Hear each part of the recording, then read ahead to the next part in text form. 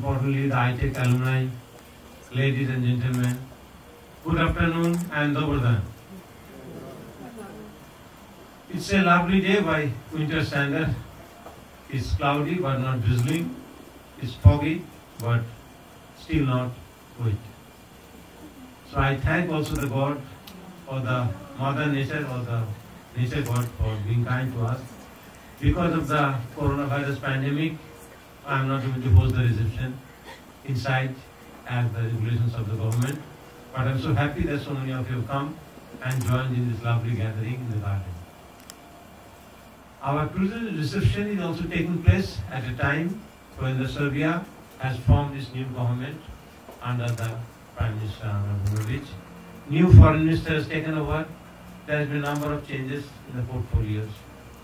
I know many of you represent Serbian government in different departments. I convey my best wishes to all of you and the new incumbents. If you give it to others, will you lose it? Like the nuclear technology, how to make nuclear bombs. You know it and hold up to you and say all these 5 people can make the bombs, others cannot. Is it something like that? No. If I learn how to do something in IT, something in English, I can teach somebody. And that person has got the knowledge, I haven't lost it. And you can in turn teach others.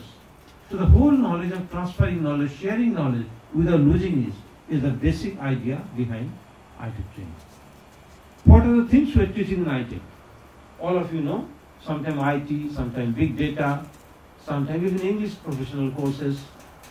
But we also teach something that doesn't need language. Can we teach something without any language? Anybody agrees with me? Or you need a language to teach something?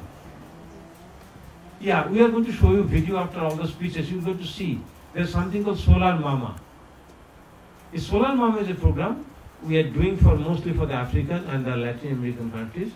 When I was ambassador in Guatemala, we sent some